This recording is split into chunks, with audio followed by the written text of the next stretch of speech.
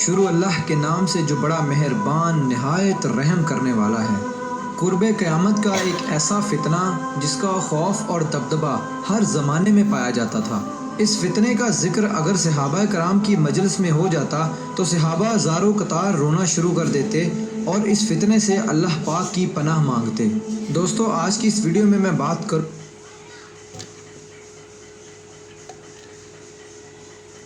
کائنات کے سب سے بڑے فتنے کی، یعنی دجال کی۔ یہ دجال کون ہے اور دجال حقیقت میں کس شخصیت کا نام ہے؟ دجال کی پیدائش کب اور کیسے ہوئی اور دجال کے ماں باپ کون ہیں؟ اور کیا حضور پاک صلی اللہ علیہ وآلہ وسلم کے زمانے میں بھی دجال موجود تھا؟ دجال اس وقت کہاں ہے اور دجال اس دنیا میں کب ظاہر ہوگا؟ دوستو، ان سارے سوالوں کے جواب آج کی اس ویڈیو میں آپ کو قرآن و حدیث کی روشنی میں بتاؤں گا، لہٰذا آپ سے درخواست ہے کہ میری اس ویڈیو کو پورا اینڈ تک ضرور دیکھیے گا۔ دوستو، نبی پاک صلی اللہ علیہ وآلہ وسلم نے ارشاد فرمایا کہ قیامت اس وقت تک قائم نہیں ہوگی جب تک کہ دجال اس دنیا میں ظاہر نہ ہو جائے۔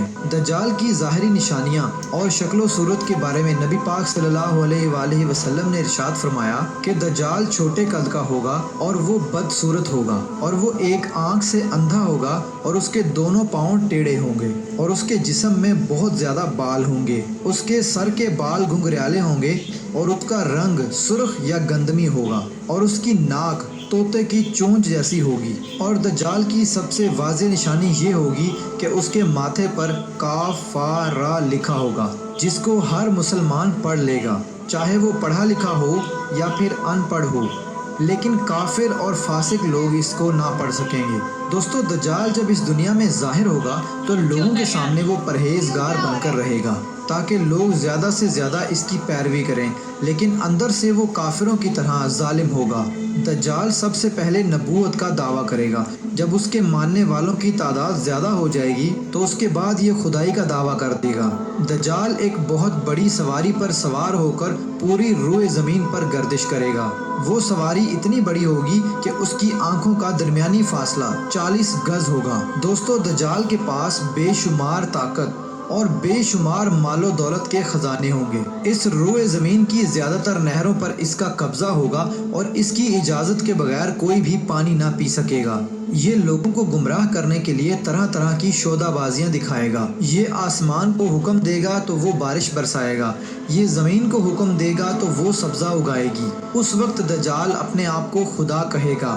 جو لوگ اس کے پیروکار بن جائیں گے ان کو یہ مالا مال کر دے گا اور وہ لوگ عیش و عشرت کی زندگی گزاریں گے، اور جو لوگ دجال کو خدا ماننے سے انکار کر دیں گے تو یہ ان کو قتل کر دے گا۔ دوستو، دجال بجلی سے بھی زیادہ تیز رفتار سے اس زمین کے اندر گردش کرے گا اور وہ دنیا کے ہر کونے میں جائے گا۔ اس وقت دنیا کے تمام کافر اور اسرائیلی لوگ اس کی حمایت کریں گے اور اس کی جماعت کے ساتھ شامل ہو جائیں گے، لیکن جو سچا مسلمان ہوگا وہ اس کو پہچان لے گا اور اس کو ماننے سے انکار کر دے گا۔ دجال پوری روئے زمین میں فتنہ اور فساد پھیلانے کے بعد مکہ مکرمہ اور مدینہ منورہ کی طرف روانہ ہوگا۔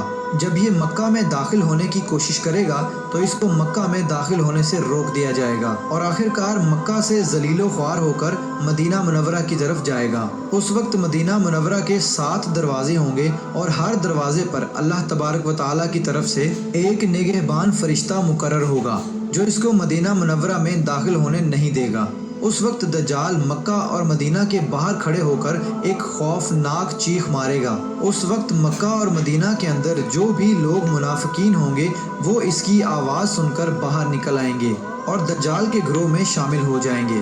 دوستو، دجال 40 دن تک دنیا میں رہے گا اور آخرکار امام مہدی علیہ السلام اور حضرت عیسیٰ علیہ السلام کے ساتھ اس کا مقابلہ ہوگا۔ اس وقت دجال کا لشکر دنیاوی اعتبار سے مسلمانوں سے زیادہ مضبوط اور زیادہ طاقتور ہوگا۔ اس وقت مسلمانوں اور دجالی گروہ کے درمیان ایک بہت بڑی جنگ ہوگی۔ اس جنگ کے اندر دجالی ہار جائیں گے اور دجال کے لشکر کو بہت بری طرح ہار کا سامنا کرنا پڑے گا۔ اس وقت دجال حضرت عیسیٰ علیہ السلام سے ڈرتے ہوئے فلسطین کی طرف بھاگے گا اور حضرت عیسیٰ علیہ السلام اس کا پیچھا کرتے ہوئے اس کو مقام میں لد پر پکڑ لیں گے اور اللہ تبارک و تعالیٰ کے حکم سے دجال کو قتل کر دیں گے۔ دوستو اب بات کرتے ہیں کہ دجال کون ہے اور اس کے ماں باپ کون ہیں۔ دجال کی پیدائش کے متعلق مختلف روایات ملتی ہیں، جیسا کہ نبی پاک صلی اللہ علیہ وآلہ وسلم کے دور کی بات ہے کہ جب مسلمان مکہ سے مدینہ کی طرف ہجرت کر رہے تھے کہ انہی دنوں میں مدینہ کے اندر ایک یہودی عورت نے ایک بچے کو جنم دیا جو کہ پیدائشی کانا تھا۔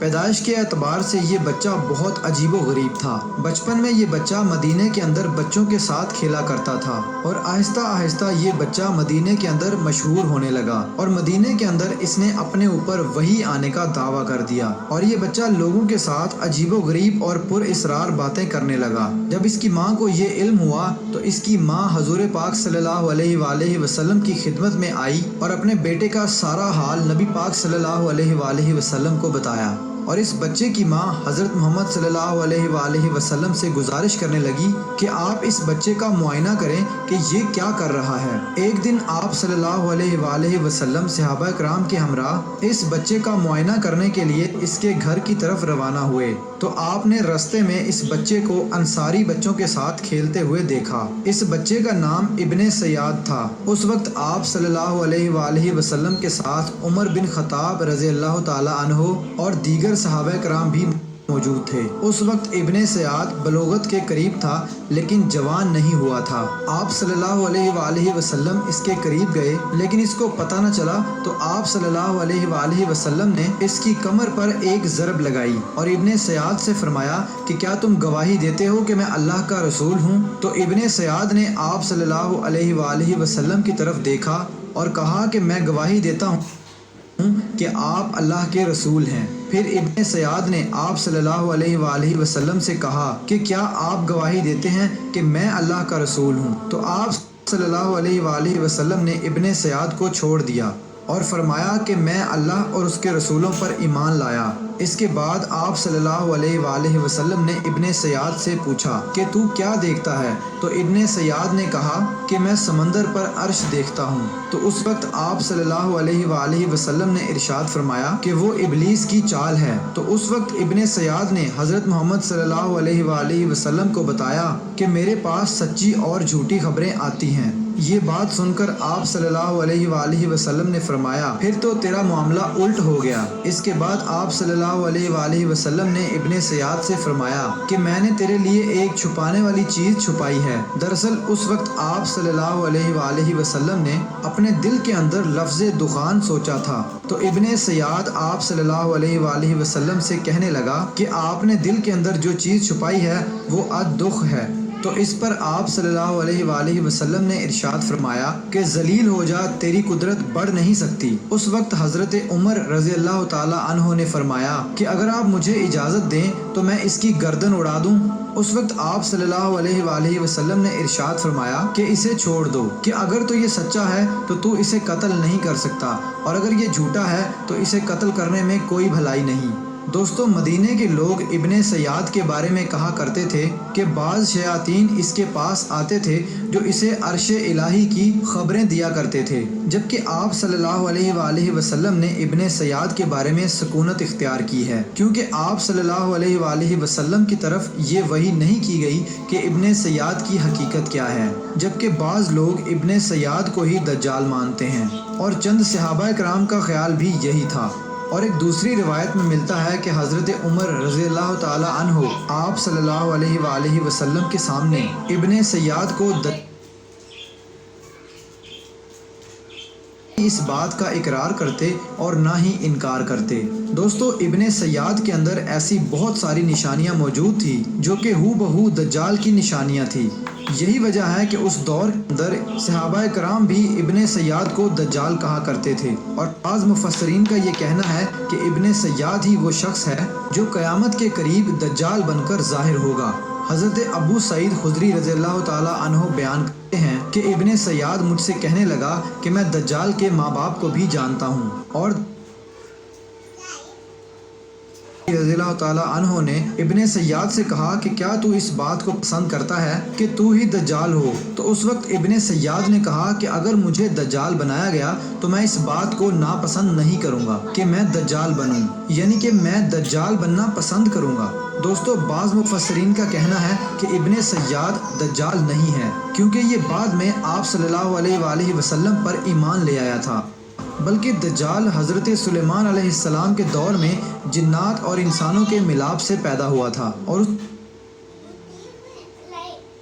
کے اندر قید کر دیا گیا، اور انسانوں اور جنات کے ملاپ سے پیدا ہونے والا بچہ یعنی کہ دجال آج بھی اسی جزیرے پر قید ہے، اور اس کے ساتھ ساتھ شیطان اس کو ہر بات کی وہیں پر خبر دیتے ہیں۔ دجال کی پیدائش کے بارے میں حضرت امام زرکاری رحمۃ اللہ علیہ بیان کرتے ہیں کہ دجال وہ فتنہ ہے جس کو اللہ تبارک و تعالیٰ نے اس وقت پیدا فرمایا جس وقت حضرت آدم علیہ السلام کو جنت سے نکالا گیا تھا اور دجال کو بنا ماں باپ کے پیدا کیا گیا۔